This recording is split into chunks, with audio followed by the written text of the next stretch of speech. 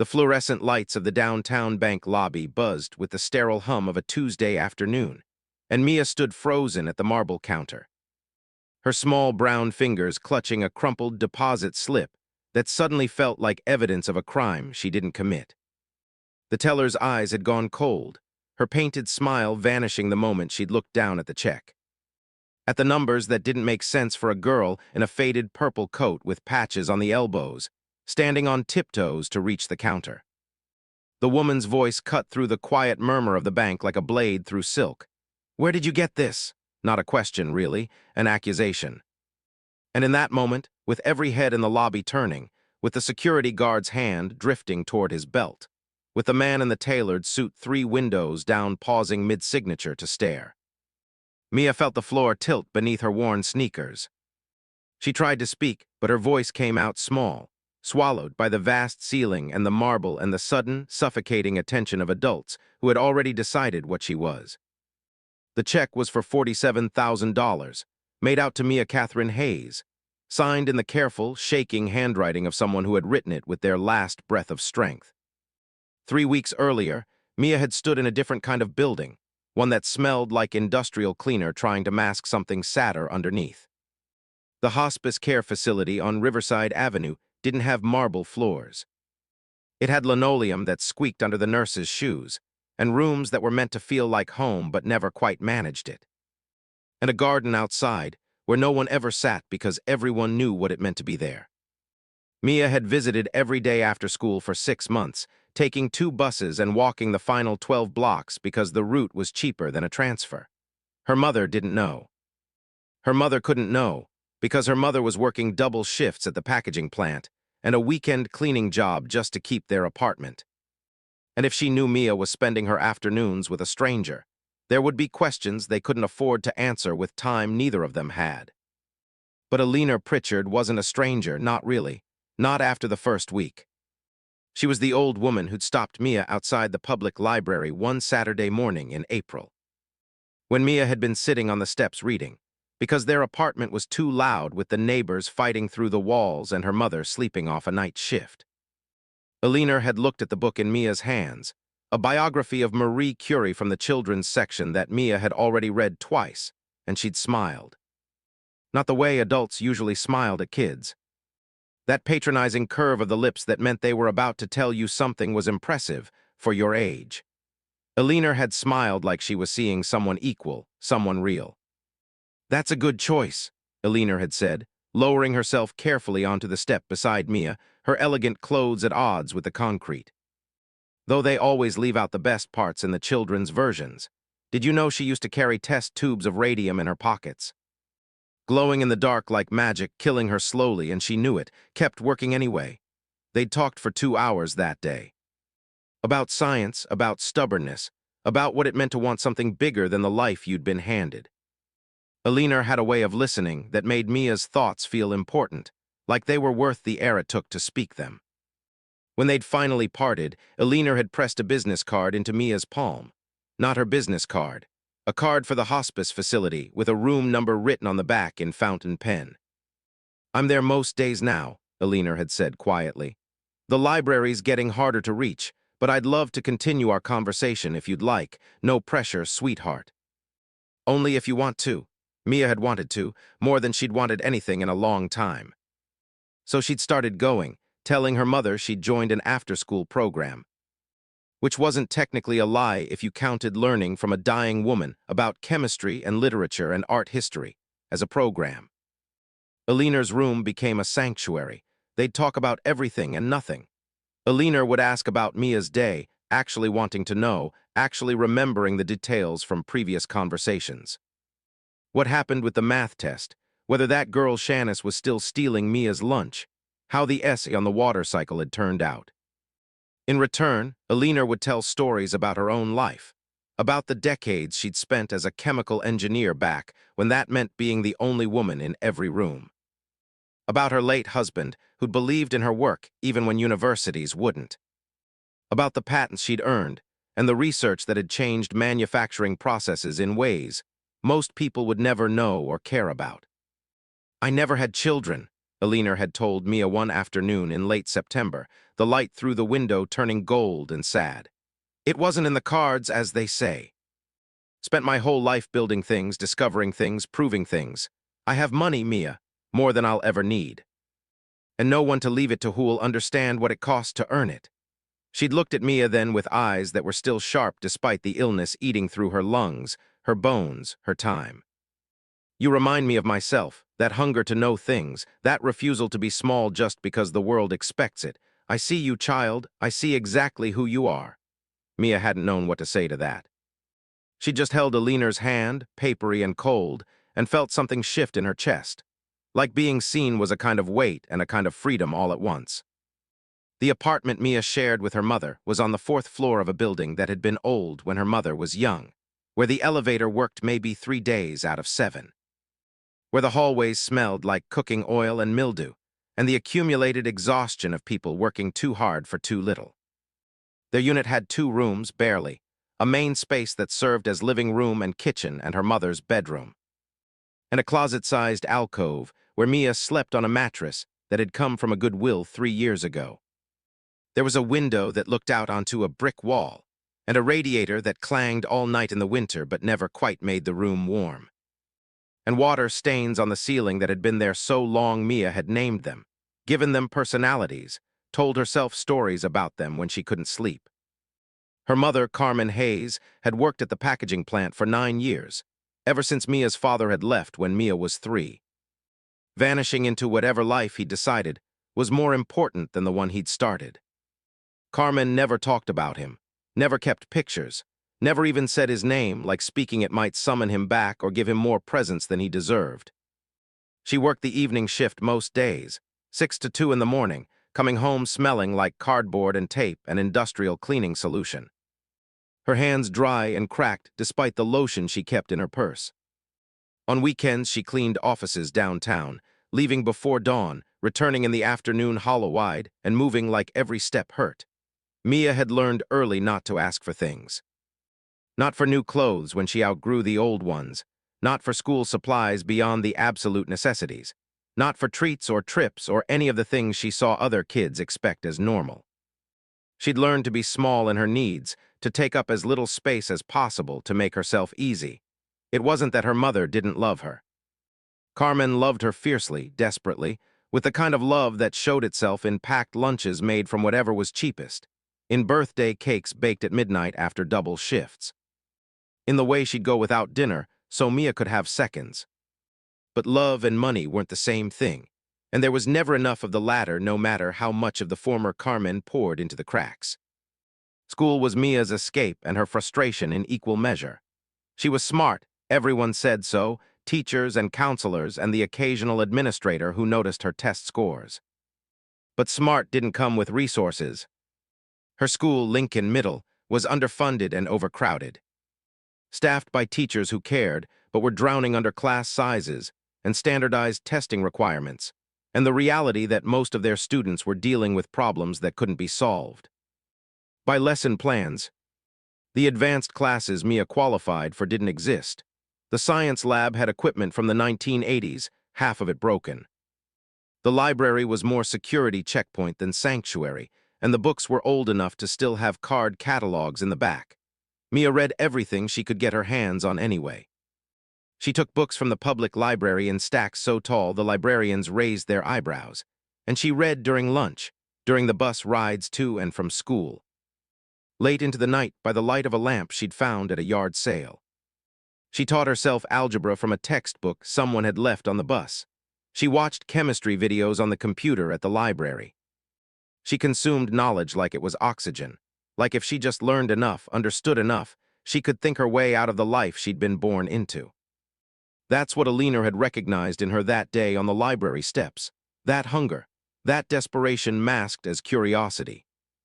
That bone-deep understanding that education wasn't just about learning, it was about escape. The checks started appearing in early October. 5 of them dated for the 1st of each month, stretching into February. Eleanor had explained it carefully, her lawyer present, everything proper and legal and absolutely terrifying in its generosity. The lawyer was a man named Thomas Whitmore, elderly himself, with kind eyes behind wire-rimmed glasses and a way of speaking that was formal but not condescending.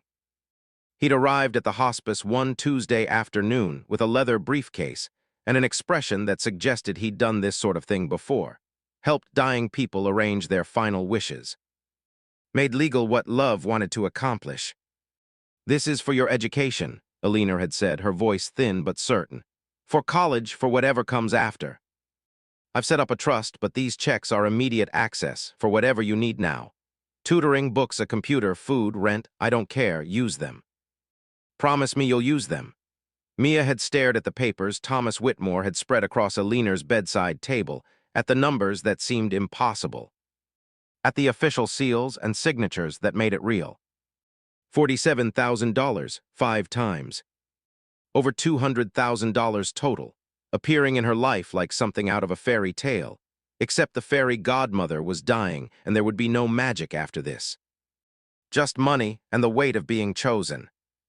"Why me?" Mia had whispered, the question that had been building in her chest for weeks finally escaping.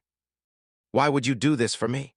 Alina had reached out with a hand that trembled, not from emotion, but from the illness eating through her nervous system, and touched Mia's cheek with fingers that felt like paper. "Because you're going to do something important with your life, Mia Hayes. I can see it.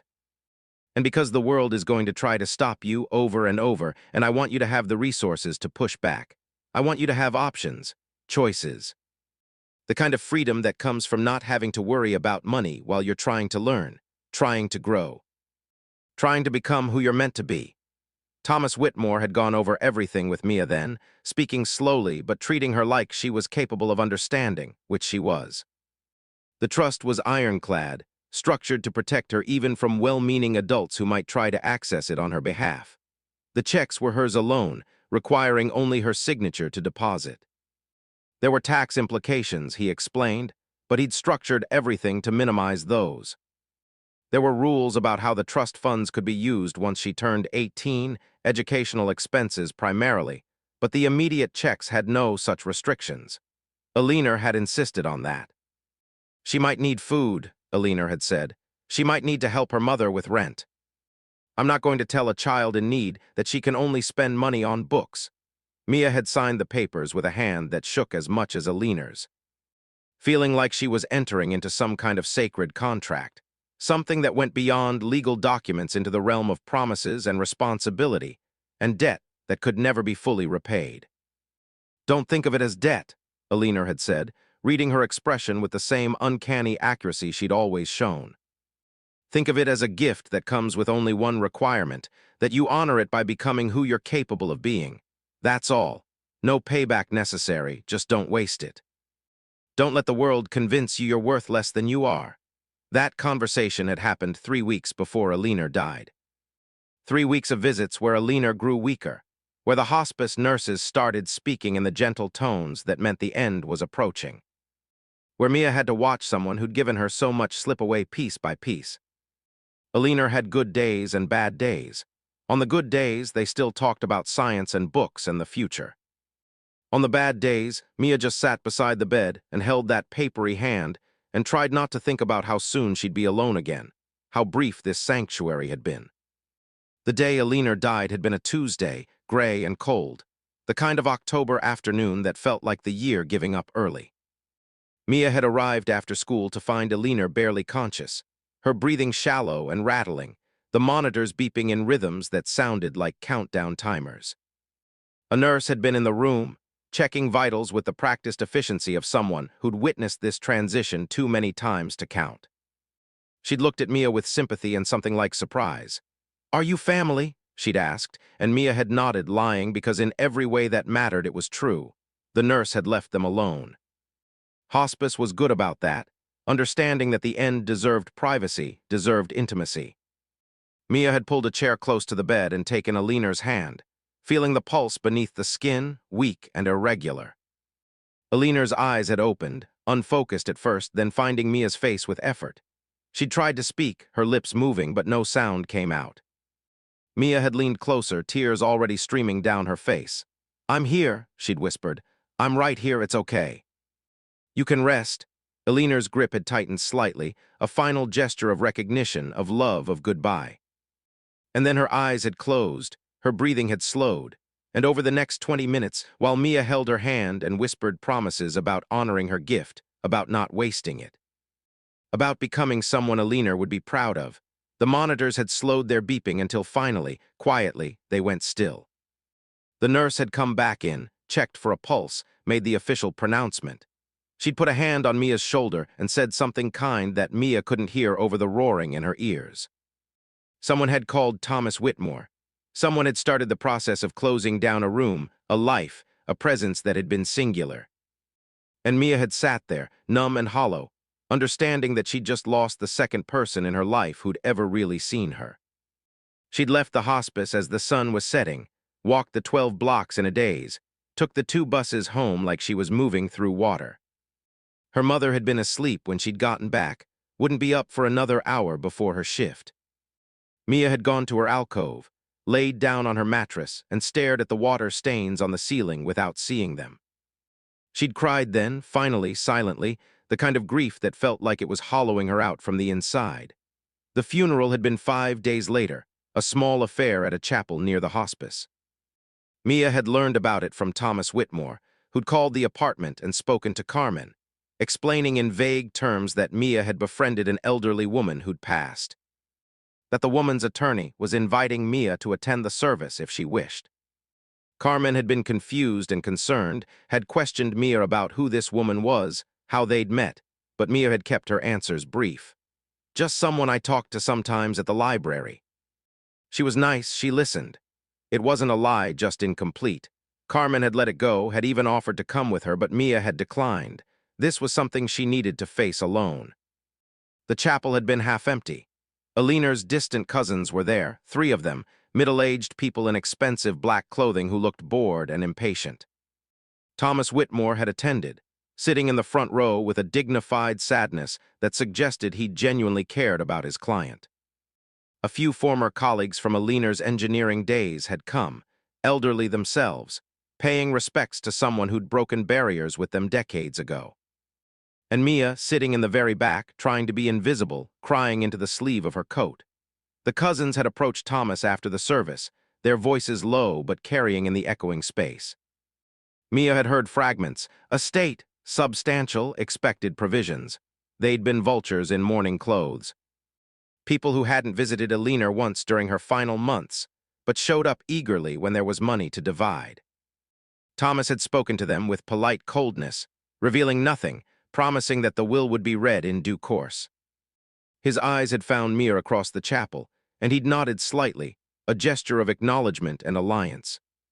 After everyone had left, after the cousins had driven away in their expensive cars, Thomas had approached Mia where she still sat in the back pew.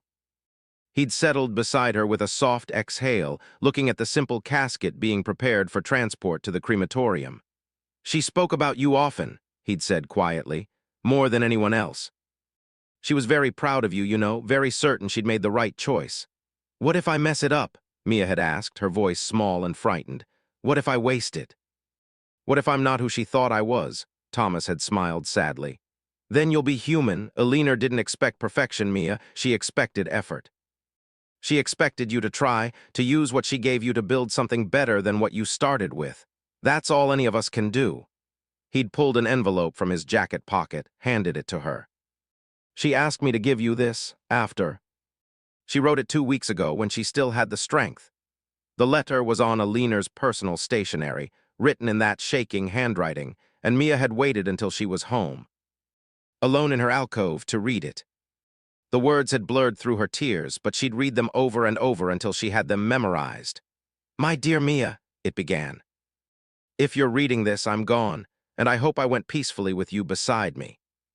I hope I got to say goodbye, though even if I didn't, know that every conversation we had was a goodbye and a hello, and a thank you all at once. You gave me something in these final months that I didn't expect to find: purpose. Watching you think, watching you grow, watching you hunger for knowledge and opportunity, it reminded me why I spent my life the way I did, why I fought to be in rooms that didn't want me, why I worked twice as hard to be taken half as seriously. Because maybe, eventually, it would be easier for girls like you. Maybe my fights would mean you'd have to fight less. I don't know if that's true. The world is stubborn in its prejudices, but I want you armed for the battle anyway. The money I'm leaving you is armor, Mia. It's a shield against the immediate needs that can derail a brilliant mind.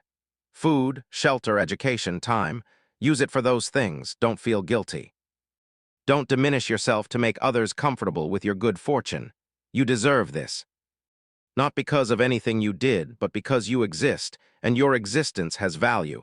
And I had the resources to recognize that value and do something about it. The world will question you. People will assume the worst. Stand firm anyway. You know the truth. I know the truth. That's enough. Become magnificent, Mia Hayes. Not for me, though I'd love to think I'll know somehow. For yourself, because you can. With love and absolute faith, Eleanor.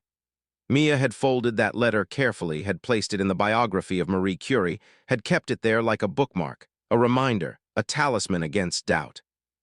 The first check had arrived exactly on schedule, November 1st, forwarded from Eleanor's estate to the apartment. Mia had opened it with trembling hands, staring at the amount like it might disappear if she looked away. $47,000, real, legal, hers. She'd hidden it in her school bag, waited until her mother was at work, then taken the 2 buses across town to a smaller branch of First National. One in a neighborhood slightly better than hers, but not so nice that she'd stand out. The teller there had been a young woman, maybe mid-20s, with tired eyes that suggested she understood struggle. She'd looked at the check, looked at Mia, and asked basic questions without accusation. "Do you have an account with us?" Mia had said no. "Would you like to open one?" Mia had said yes. The woman had helped her through the paperwork, had explained about savings accounts versus checking, about interest rates and monthly statements. She'd processed the check without drama, without suspicion, treating Mia like a legitimate customer rather than an impossibility. "It'll take about a week to clear, given the amount," she'd explained. "But once it does, the money is yours to use however you need." Mia had left that branch feeling like she'd won something, like she'd successfully navigated a system designed to trip her up. She'd opened a savings account, had deposited the check, had received a temporary debit card and a promise that the permanent one would arrive by mail. She'd walked out into the November afternoon feeling untethered, floating, like the ground beneath her feet had fundamentally shifted. She'd used that first check carefully. A third of it had gone into savings, untouched, protected for the future. Another portion had paid for tutoring sessions with a retired chemistry teacher who advertised at the library, a woman named Dr. Sarah Chen, who'd spent 40 years teaching at the university level, and now worked with motivated students for reasonable rates. The sessions were twice a week, 2 hours each, and they were transformative. Dr. Chen didn't talk down to Mia, didn't simplify concepts beyond what was necessary. She challenged her, pushed her, introduced her to college-level material and watched with satisfaction as Mia absorbed it like she'd been starving. "You have a gift, Doctor," Chen had told her after their 4th session. "Not just intelligence, though you have plenty of that, but curiosity. The willingness to not know something and to sit in that discomfort until you figure it out. That's rarer than you'd think." She'd paused, studying Mia with the kind of attention that felt like an assessment. "Who's paying for these sessions?" "Your school doesn't have the budget for this kind of enrichment." Mia had prepared an answer for this, something vague but plausible. "A scholarship from a private donor. For students who want to pursue STEM fields." It wasn't entirely untrue. Eleanor had been a private donor. It was for STEM. The scholarship just happened to be uniquely personal. Doctor. Chen had accepted this with a nod. "Well, whoever they are, they chose well. You're going to do extraordinary things, Mia." "I can see it." Those words had echoed Eleanor's, had felt like confirmation that she was on the right path, that she was honoring the gift properly. Mia had also used some of that first check to buy a laptop, nothing fancy, a refurbished model from a discount electronics store. But it was hers and it worked, and it opened up entire worlds. She could take online courses now, watch lectures from MIT and Stanford, practice coding, research colleges and scholarship opportunities. The laptop became her most prized possession, more valuable than anything else she owned. And she'd given some money to her mother, carefully, nervously, with a story prepared about a school grant for students maintaining high GPAs. It's supposed to help with family expenses, she'd explained, pressing $500 into Carmen's hands, money that felt simultaneously enormous and insufficient. So students don't have to worry about things at home while they're studying. Carmen had cried, holding those bills like they were sacred. And Mia had felt the guilt and the relief twist together in her chest. Guilt for lying, for keeping Alina secret, for having resources her mother knew nothing about. Relief that for once, just once, she could ease the burden Carmen carried alone. The second check had arrived in December, deposited at the same small branch with the same kind teller, processed without incident. Mia had fallen into a rhythm. School during the day, tutoring twice a week, online courses in the evenings, homework squeezed into the margins. Her grades were perfect, had always been perfect, but now she was learning beyond the curriculum, reaching toward something bigger. She'd started researching colleges seriously, looking at schools with strong engineering programs. Understanding for the first time that places like MIT and Caltech weren't just dreams but actual possibilities if she worked hard enough, if she had the financial backing to make them feasible. She'd also started volunteering at the public library on Saturdays, shelving books, helping younger kids with homework, occupying the space where she and Alina had first met. It felt like keeping Alina alive somehow, being in that building, having those conversations with children who reminded her of herself. One Saturday in mid-January, she'd encountered a girl maybe 8 years old, sitting on the steps outside despite the cold, reading a picture book about space. Mia had sat beside her, had asked what she was reading, and the girl had looked up with eyes full of wonder and started explaining black holes and event horizons with the passionate intensity of someone who'd found magic in science. Mia had stayed and talked with her for an hour, answering questions, encouraging her curiosity, feeling the strange, full-circle poetry of being on the other side of the conversation Alina had started with her. When the girl's mother had arrived to pick her up, she'd thanked Mia for keeping her daughter company, and Mia had smiled and said it was her pleasure, thinking about how kindness ripples outward. How investment in one person can multiply in ways impossible to predict. The third check had arrived at the end of January, and this time, instead of going to the small branch across town, Mia had decided to use the downtown location, the main branch of First National. It was closer to Dr. Chen's office, and she'd planned to deposit the check before her tutoring session. She hadn't anticipated problems. The previous 2 deposits had gone smoothly. The money was legal, documented hers. She'd walked into that marble lobby with confidence, had approached the counter with her check and deposit slip, and had watched in slow-motion horror as everything unraveled. The teller, a woman in her 40s with carefully styled hair and nails painted coral pink, had taken the check and her smile had frozen. Her eyes had gone from the check to Mia's face and back again, and something had shifted in her expression, something cold and suspicious. "Where did you get this?"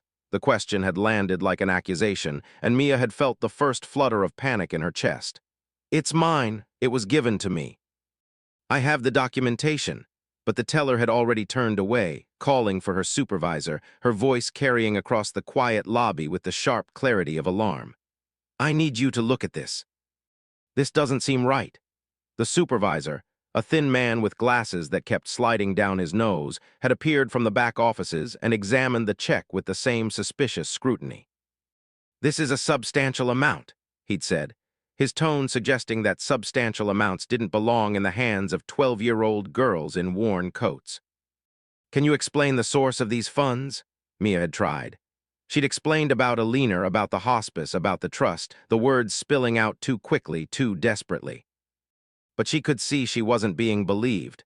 The supervisor's expression had remained skeptical, and more people were starting to pay attention. Other customers glancing over. Other tellers pausing in their work. The security guard drifting closer, his hand near his belt, his eyes on Mia like she was a threat. That's when Marcus Chamberlain had gotten involved, his voice booming across the lobby with the confident authority of someone who'd never been told to mind his own business. "This is exactly what's wrong with this city. Kids running scams, probably coached by their parents, targeting elderly people, forging checks. Mia had turned to see him approaching, phone already raised, recording. His face arranged in an expression of righteous concern that didn't quite hide the satisfaction underneath. He was tall, probably in his 50s, with silver hair styled with obvious care, and a suit that cost more than 6 months of her mother's rent. He'd looked at her like she was a stain on his day, an inconvenience that needed to be addressed with public shaming and authority.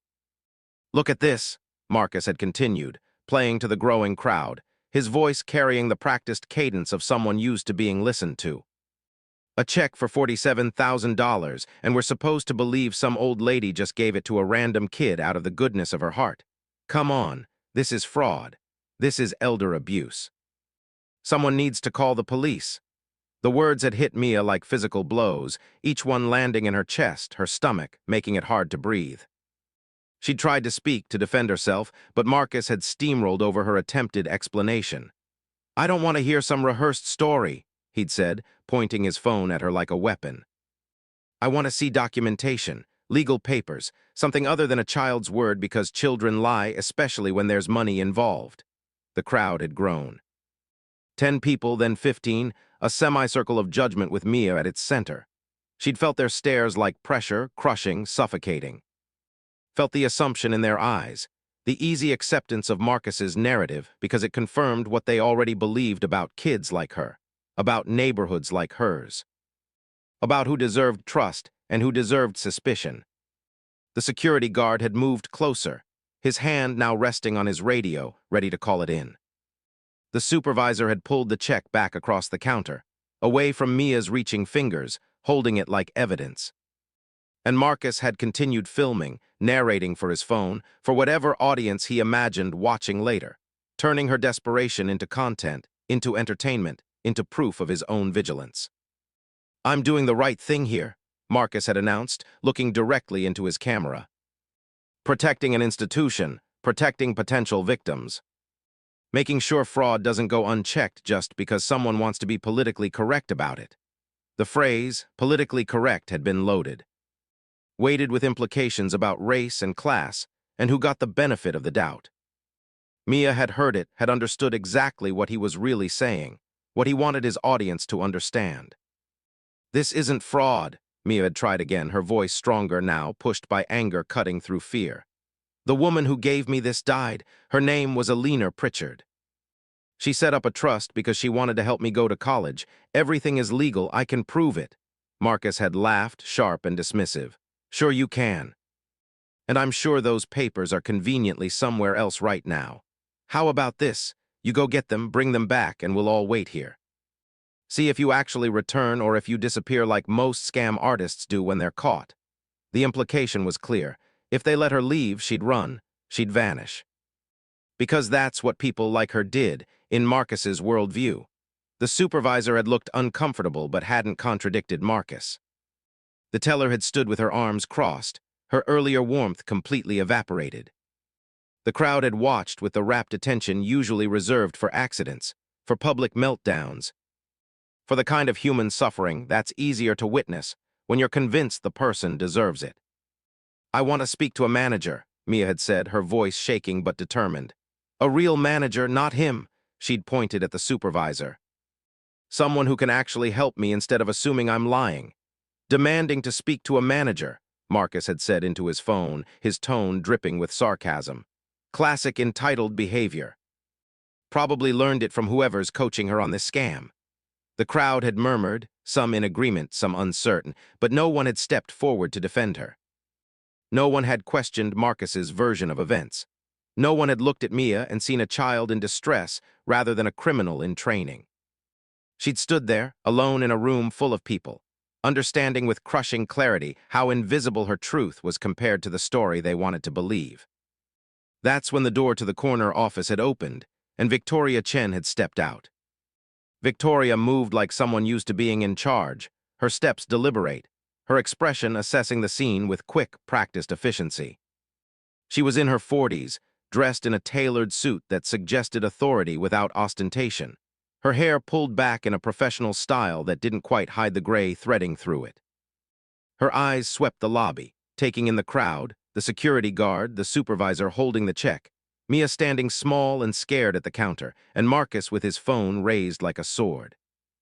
"What," Victoria said quietly, but with enough edge to cut through the murmuring crowd, "is happening in my lobby?" The supervisor had turned, looking relieved to pass responsibility to someone else. "Ms. Chen, we have a situation."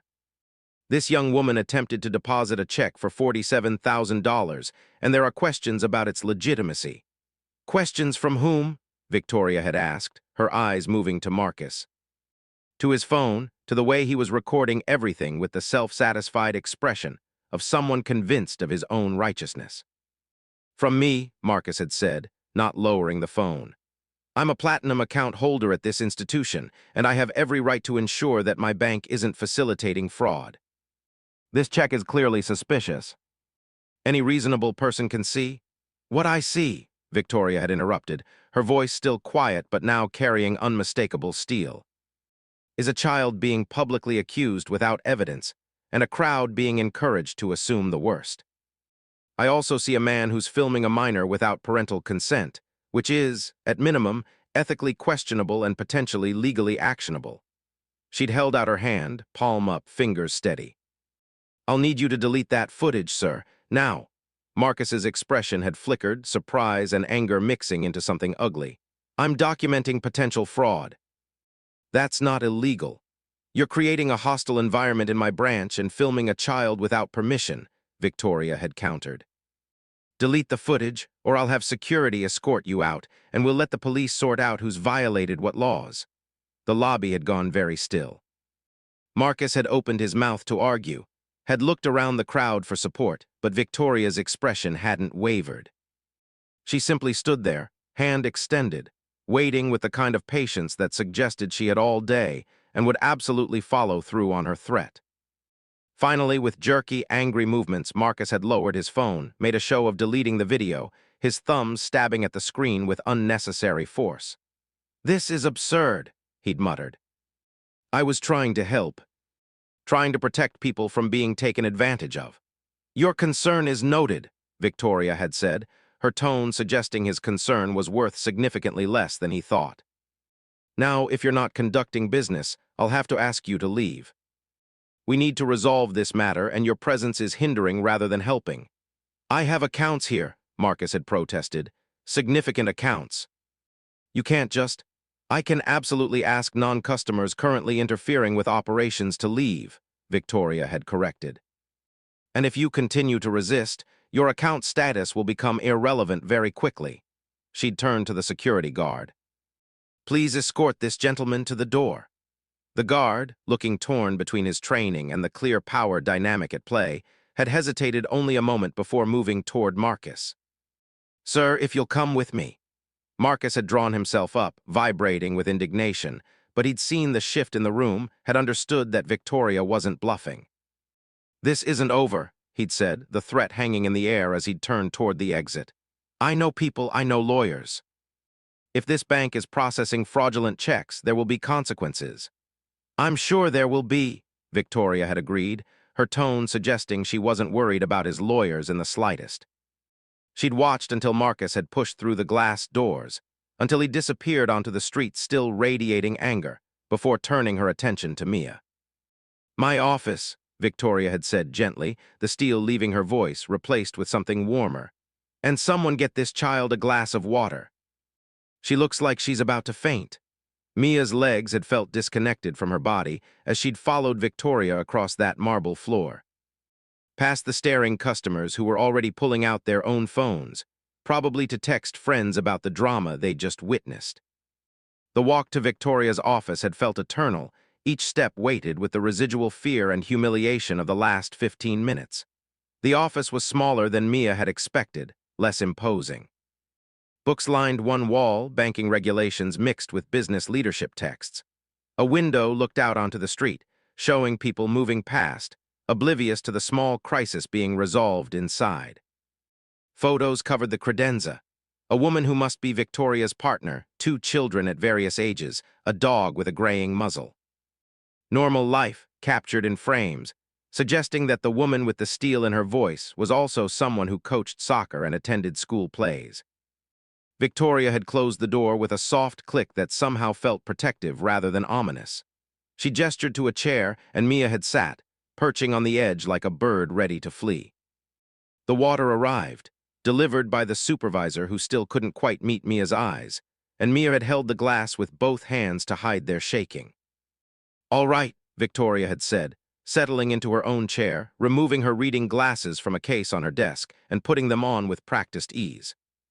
"Let's start from the beginning, and I need you to tell me the absolute truth, because I can verify all of this. Where did this check come from?" So Mia had told the story again, but differently this time. Slower, with more detail. About meeting Alina on the library steps that April morning, about the months of visits to the hospice, about Alina's life and career and loneliness and eventual decision to help a girl she'd known for barely half a year. About Thomas Whitmore and the legal documents, and the trust and the series of checks designed to give Mia resources before she was old enough to access the larger trust. About Alina's death in October and the funeral where vulture cousins had circled, hoping for money they hadn't earned. About the first 2 checks deposited without problem at a different branch. And about this third one, which had somehow triggered suspicion and public accusation and the worst 20 minutes of Mia's life. Victoria had listened without interrupting, her expression neutral, taking notes on a legal pad with a fountain pen that made soft, scratching sounds against the paper.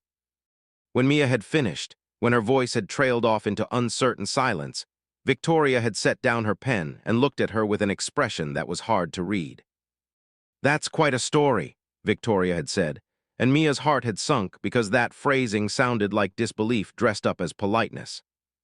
But then Victoria had continued, and also quite believable because the alternative, that a 12-year-old masterminded an elaborate fraud scheme, is significantly less likely than a dying woman choosing to help a child she cared about. She'd picked up her phone, dialed a number, waited. "This is Victoria Chen from First National Downtown Branch. I need to verify a check drawn on an estate account. Pritchard Trust." "Yes, I'll hold." The seconds had ticked by, marked by the clock on the wall, each one stretching into small eternities. Mia had sipped her water and stared at the photos on the credenza, at Victoria's children who looked about her age, wondering if they understood how lucky they were to have a mother who wielded authority like a shield for people who needed protecting. "Yes, I'm here," Victoria had said, her attention snapping back to the phone. "Account number." She'd rattled off the numbers from Mia's check. "Payable to Mia Catherine Hayes, Hayes. Amount of 47,000, MMHM. And this is part of a structured distribution over how many months? 5, I see, and the estate attorney is Thomas Whitmore." "Yes, I have his contact information here on the check. Can you confirm the account has sufficient funds?" "It does, perfect. And there are no flags or holds on this account?" "None, excellent." "Thank you." She'd hung up and looked at Mia with something like sadness in her eyes. "The check is completely legitimate. Part of a properly structured trust, legally documented with you as the named beneficiary. Everything is in order." "I'm sorry you were put through that humiliation out there." The relief had crashed over Mia like a wave, so intense it was almost painful. Her eyes had filled with tears she'd been holding back for the last half hour, and suddenly she couldn't stop them, couldn't maintain the composure that had been the only thing holding her together. She'd covered her face with her hands and sobbed, all the fear and shame and anger pouring out in gasps she couldn't control. Victoria had come around her desk without hesitation, had knelt beside Mia's chair and pulled her into a hug that was maternal and fierce. "I'm so sorry," she'd whispered. "I'm sorry that man made assumptions. I'm sorry my staff made assumptions. I'm sorry we live in a world where a child has to prove their worth before anyone will believe them." She'd let Mia cry until the tears ran out, until the sobs turned to hiccups, until Mia could breathe again without her chest hitching. Then she'd returned to her desk, pulled tissues from a box, handed them to Mia with a gentle smile. "Better," Mia had nodded, wiping her face, feeling drained but somehow lighter, like the crying had released pressure that had been building for weeks, for months. Maybe for her entire 12 years of existence. "I need to make another call," Victoria had said, picking up her phone again, this time dialing with the slow deliberation of someone about to do something significant. "Corporate compliance, please."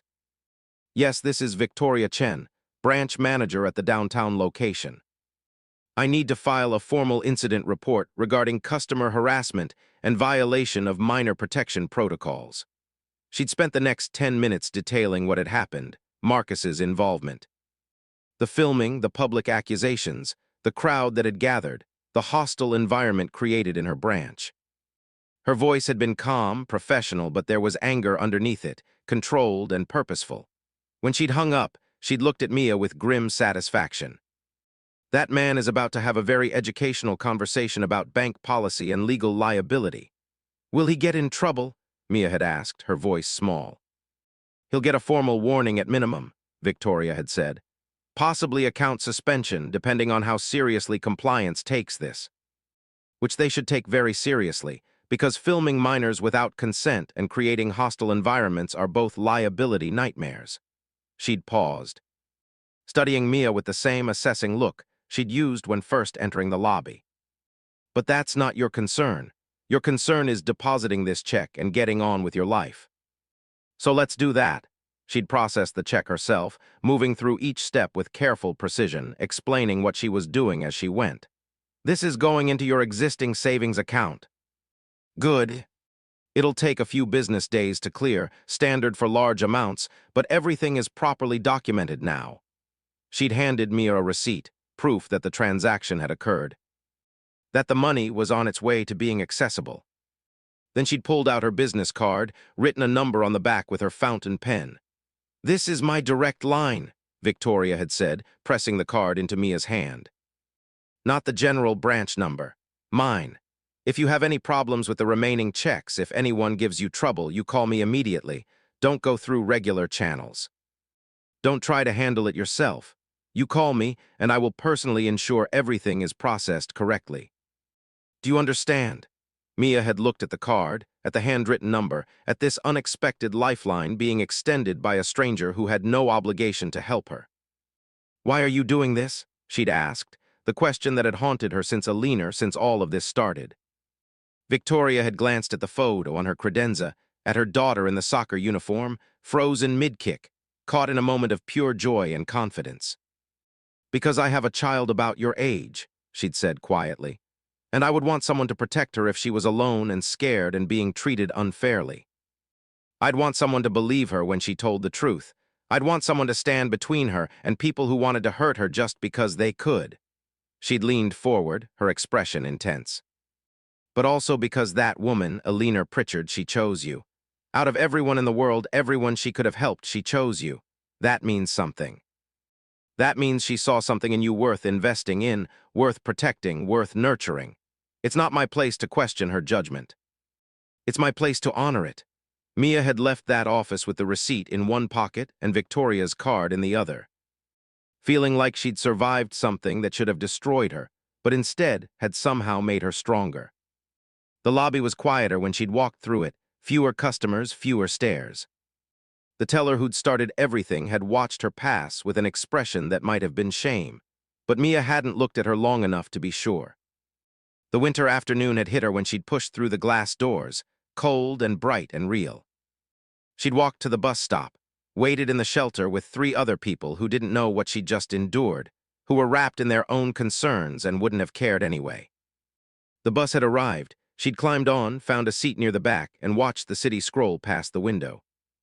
Somewhere in those blocks between the bank and home, Mia had felt something shift inside her. The fear was still there, the residual shame, the anger at Marcus and the system, and the assumptions that came so easily to people who'd never had to fight for belief. But there was something else too, something harder and clearer, an understanding that this wouldn't be the last time. That the world would look at her, at who she was and where she came from, and make assumptions. That she would have to prove herself over and over, carrying documentation, justifying her presence, earning trust that others received automatically. But she also understood that she could survive it, that there were allies, unexpected ones, people like Victoria who would stand in the gap when it mattered. That Eleanor's gift wasn't just money, but also a kind of armor, resources that would let her push back against the people who wanted to keep her small. That her truth had value even when it wasn't immediately believed, that persistence mattered, that eventually, if she held firm, the facts would speak for themselves. The rest of January passed quietly. Mia continued her tutoring with Dr. Chen, whose teaching had become one of the anchors in her week. She worked on her college research, narrowing her list of schools, understanding with growing clarity that places like MIT weren't just possible, but probable if she kept her grades perfect and continued building her knowledge. She helped her mother where she could, small contributions of money explained away as grants and awards, easing Carmen's burden in ways that felt like honoring Alina's intention. The fourth check arrived in February, and Mia called Victoria's direct line before going to the bank. Victoria had sounded pleased to hear from her, had told her to come straight to the downtown branch, that she'd handle the deposit personally. There had been no drama that time. Victoria had processed everything in her office, had asked about school and tutoring, had treated Mia like a valued customer rather than a problem to be managed. The check had been deposited, the receipt provided, Victoria's card reoffered just in case Mia had lost the first one. "How are you doing?" Victoria had asked before Mia left, the question personal rather than professional. "Better," Mia had said, and it was true. The nightmares about that first confrontation had faded. The fear of public humiliation had diminished. She was learning to carry herself differently with more certainty, more authority over her own story. "I'm okay." "Good," Victoria had said, "because you're going to keep being okay. You're going to be more than okay. You're going to be extraordinary." It was an echo of Alina, that faith, that certainty. Mia was starting to believe it might be true. The fifth and final check arrived in March, as winter was finally releasing its grip on the city, as the first hints of spring were showing in the parks and tree-lined streets.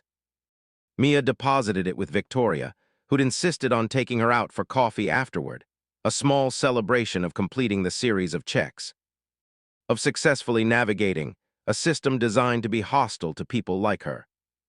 They'd sat in a cafe near the bank, Mia drinking hot chocolate because she still didn't like coffee, Victoria sipping an Americano and asking about Mia's plans for high school, for college applications, for the future that was opening up in ways it never could have without Alina's intervention. "Have you thought about what you want to study?" Victoria had asked. "I know it's early, but you seem like someone who thinks ahead." "Chemical engineering," Mia had said without hesitation. "Like Alina, I want to understand how things work at the molecular level. I want to build things, discover things, make things better." Victoria had smiled, genuine and warm. "Alina would be so proud of you. I wish she could see what you're becoming." "Maybe she can," Mia had said quietly. Not quite believing in an afterlife, but wanting to believe in the possibility that Alina's investment continued beyond death. That love and legacy could transcend the physical boundaries of existence. The story of Marcus Chamberlain's downfall had reached Mia in pieces over the following weeks. Victoria had mentioned it first, with grim satisfaction, explaining that the bank had formally closed his accounts and terminated their business relationship. Then Mia had seen news coverage, local outlets picking up the story of the video that had circulated despite Marcus's deletion. Someone else in the lobby had been filming, had caught the entire encounter, had posted it with a caption about wealthy entitlement and the harassment of children. The video had spread, gaining traction, being shared thousands of times, the comments overwhelmingly critical of Marcus. His business partners had released statements distancing themselves from him. Charities had removed his name from their boards. His social media presence, once carefully curated to project success and philanthropy, had been flooded with criticism he couldn't delete fast enough. Thomas Whitmore, Alina's attorney, had sent Marcus a formal letter threatening legal action for harassment and defamation of a minor. The letter had been made public somehow, adding another layer to Marcus's public humiliation.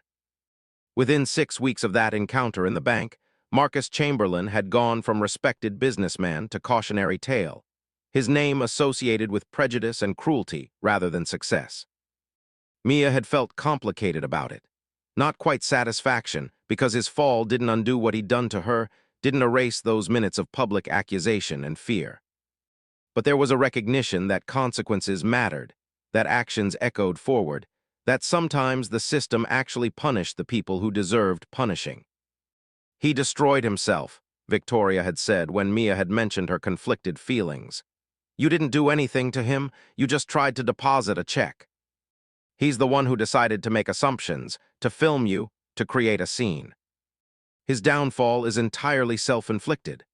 That perspective had helped, had allowed Mia to set down some of the guilt she'd been carrying for being the catalyst, even unwillingly. For someone's public shaming. She hadn't asked for any of this. She'd just been trying to honor Alina's gift, to use the resources she'd been given to build a better life. Marcus had chosen to interpret that as fraud, had chosen cruelty over curiosity, punishment over protection. His consequences were his own. The years that followed were marked by Alina's continued presence in Mia's life, even in absence. The trust became accessible when Mia turned 18, managed by Thomas Whitmore until she graduated high school and could take full control.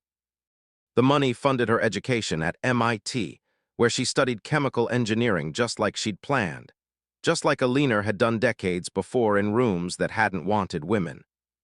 Hadn't believed women could understand science at that level. Mia wore Alina's bracelet through college, the Marie Curie quote a constant reminder. Nothing in life is to be feared. It is only to be understood. She thought of Alina during late-night study sessions in the engineering building. When the concepts were difficult and the work was overwhelming, and she questioned whether she belonged in spaces where she was often the only black woman. The only person from a working-class background, the only one who'd had to fight for every opportunity.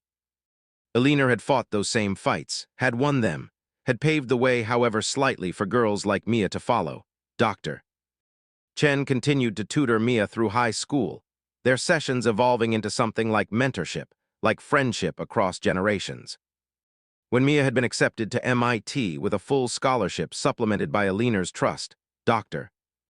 Chen had cried, had hugged her tight, had told her she was witnessing something rare and beautiful, potential being given the resources to flourish. Carmen had eventually learned the full story of Alina and the trust, when Mia was 16 and mature enough to explain it in ways her mother could understand. Carmen had cried too, had held Mia and whispered apologies for not being able to provide these opportunities herself, and Mia had assured her that love mattered more than money. That Carmen had given her everything that really counted: resilience, determination, the refusal to be diminished by circumstance. Victoria Chen had stayed in Mia's life too, in peripheral but important ways. They'd exchanged emails over the years, Victoria checking in on Mia's progress, Mia updating her on college applications and acceptances, and eventually her move to Boston for MIT. When Mia had graduated with honors, Victoria had sent flowers and a card that said simply, "Alina knew, we all knew. Congratulations on becoming who you were always meant to be." Marcus Chamberlain had faded from public consciousness, his businesses struggling. His reputation never quite recovering from that viral moment of cruelty captured on video. Mia had stopped following his story after a while, had decided that giving him space in her thoughts was giving him more than he deserved. He'd been an obstacle, a moment of crisis, but not a defining factor in her life. Alina defined her life. Victoria, Dr. Chen, Thomas Whitmore, her mother, the people who'd believed in her and invested in her and protected her when she'd needed protection. Mia graduated from MIT at 22, top of her class, with job offers from companies that would have seemed like fantasy when she'd been 12 years old in that bank lobby. She chose a position in renewable energy research, developing more efficient solar panels, work that felt like honoring Alina's legacy of using science to make the world better.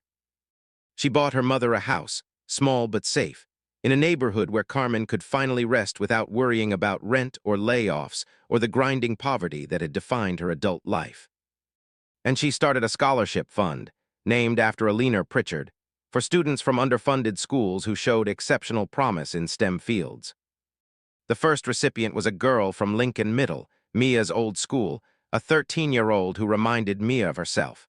Hungry for knowledge, brilliant despite limited resources. Capable of extraordinary things if given the chance.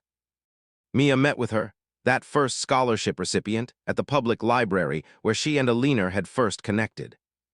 She sat on the same steps, now 23 years old, but remembering perfectly what it felt like to be 12 and desperate, and full of impossible dreams. The girl had been nervous, clutching a folder of her schoolwork, her test scores, her science fair project on water purification. "I don't understand why you picked me," the girl had said, echoing Mia's question to Alina all those years ago. "There are other kids with better grades, better projects." Mia had smiled, thinking of Alina, of how this moment was a circle completing itself. "Because I see you," she'd said. "I see your hunger to learn, your refusal to let your circumstances define your potential. I see exactly who you are, and I believe in who you're going to become." The girl had stared at her with wide eyes, processing this affirmation, this validation from someone who understood. "What if I mess it up? What if I'm not good enough?" "Then you'll be human," Mia had said, borrowing Thomas Whitmore's words to her. "The scholarship doesn't require perfection. It requires effort, authenticity, the willingness to use what you're given to build something better. That's all. And I think you're more than capable of that." They'd talked for 2 hours about science and goals and the obstacles that would inevitably arise. Mia had shared her own story, parts of it, enough to let this girl know she wasn't alone in her struggles. That success wasn't reserved for people who started with advantages. When they'd finally parted, Mia had pressed Alina's old business card into the girl's hand, the one from the hospice that Alina had given her that first day, preserved all these years. "Someone gave this to me when I was about your age," Mia had said. "It changed my life. I want you to have it now. Not because you need to visit the hospice, but because it's a reminder that mentorship matters, that investing in someone's potential matters. That we all have the power to change lives if we're willing to see people clearly." The girl had taken the card like it was sacred, and maybe it was. Maybe every moment of connection, every investment in another person's future, every choice to believe instead of doubt was sacred in its way. Mia had watched her walk away, this girl who was both herself and not herself, the past and the future folded into one image, and she'd felt Alina's presence so strongly it was almost physical. This is what the story means in the end. Not the money, though the money mattered. Not the confrontation with Marcus, though that taught important lessons about power and prejudice and the casual cruelty of assumption. But the chain of investment, person to person, generation to generation, strangers choosing to see each other clearly and deciding that visibility demanded action. Alina had seen Mia and invested in her potential. Victoria had seen Mia's truth and protected it. Dr. Chen had seen Mia's hunger and fed it. Thomas Whitmore had seen Alina's intention and honored it. Carmen had seen her daughter's dreams and supported them despite impossible odds. And now Mia was seeing the next generation, choosing to invest, to protect, to honor, to support. The chain continuing forward, rippling outward in ways impossible to fully measure. Because that's the thing about being seen, really seen, by someone who has the power and the will to act on what they see. It doesn't just change your life. It changes how you see others, how you understand your obligation to the world, how you wield whatever power you accumulate. Mia could have taken Alina's gift and used it purely for herself, could have climbed into comfort and security and forgotten the girl on the library steps. But Alina's gift had come with an implicit instruction, demonstrated rather than spoken. When you have resources, when you have knowledge, when you have power, you use it to lift others the way you were lifted. Marcus Chamberlain had power and had used it to crush. Victoria Chen had power and had used it to protect. The difference between them wasn't resources or position, but choice. The fundamental decision about what kind of person to be when no one was forcing you to be anything in particular. Look at your own life. Look at the moments when you had power over someone else's story, someone else's opportunity, someone else's dignity. What did you choose? Did you believe them when they told you their truth, or did you default to assumption? Did you protect them when they needed protection, or did you defer to the louder voice, the more confident accuser, the narrative that required less of you? Did you invest in their potential, or did you dismiss it because it didn't fit your expectations? These aren't abstract questions. They're the questions that determine whether we build a world where Alina's gifts multiply, or where they're crushed before they can take root. They're the questions that separate Victoria from Marcus, investment from exploitation, seeing from assuming. Mia's story didn't end in that bank lobby, but it could have. If Victoria hadn't chosen to question, if Thomas Whitmore hadn't honored Alina's wishes, if Dr. Chen hadn't taken Mia seriously as a student, if Alina hadn't sat down on those library steps and decided a conversation with a 12-year-old was worth her time. Any of those moments could have gone differently, and Mia's trajectory would have shifted, her potential potentially crushed under the weight of a world that expects certain people to stay small. But those moments went the way they did because people chose to see clearly, to act with integrity, to invest in futures they'd never fully witness. And because of those choices, a girl who'd started in a fourth-floor walk-up with water-stained ceilings became an engineer, a researcher, a mentor, a person who honored her gifts by passing them forward. That's the truth Marcus Chamberlain never understood, the truth that led to his downfall. Power used to diminish others diminishes the wielder. Cruelty echoes back. The world watches our choices, records them in ways we don't always anticipate, and eventually those recordings demand accountability. But grace echoes too. Investment multiplies. Kindness ripples outward in patterns that exceed our ability to track. Alina never knew that Mia would create a scholarship fund, that other girls would sit on library steps, receiving the same gift Alina had given. Victoria never knew that her protection of one 12-year-old would become a template Mia carried forward, a model for how authority could be wielded in service of justice. Dr. Chen never knew her patient teaching would shape how Mia approached mentorship, collaboration, the passing of knowledge to hungry minds. None of them knew the full impact of their choices. They just made them anyway, trusting that doing the right thing mattered even when the outcomes weren't immediately visible. So here's the question this story asks of you, the person hearing it, considering it, measuring it against your own life. What are you doing with your power? How are you choosing to see people, especially people who look different from you, come from different places, whose truths don't match your expectations? Are you asking for documentation before offering belief? Are you filming when you should be protecting? Are you assuming guilt when you could assume innocence? Or are you sitting down on library steps? Are you standing between children and their accusers? Are you teaching with patience to minds that hunger? Are you investing in potential even when you won't live to see it fully realized? The fluorescent lights are still buzzing. The marble floors are still cold. And somewhere, right now, a child is standing at a counter being judged for daring to claim what is rightfully theirs. What happens next depends on who else is in that room and what they choose to see. Mia Catherine Hayes, at 23, understands this better than most. She understands that her success isn't hers alone, that it belongs to everyone who chose to believe her, invest in her, protect her when she couldn't protect herself. She understands that she carries those choices forward, that every decision she makes about how to use her education, her resources, her growing power, is either honoring those gifts or squandering them. She chooses honor every single time, in the scholarship funds she creates, in the students she mentors, in the companies she refuses to work for because their values don't align with Alina's legacy, in the way she speaks up when she sees others being dismissed or diminished, in her refusal to let success make her forget what it felt like to be powerless, to be doubted, to have her truth treated as suspicious simply because of who she was. That's Alina's real gift in the end, not the money, though that opened doors, but the modeling of what it means to see clearly and act accordingly, to use whatever you have in service of making the world slightly better than you found it. Mia carries that forward. And someday the girls she's investing in will carry it forward too, and the chain will continue, person to person, generation to generation, strangers choosing to believe each other, to protect each other, to see each other clearly.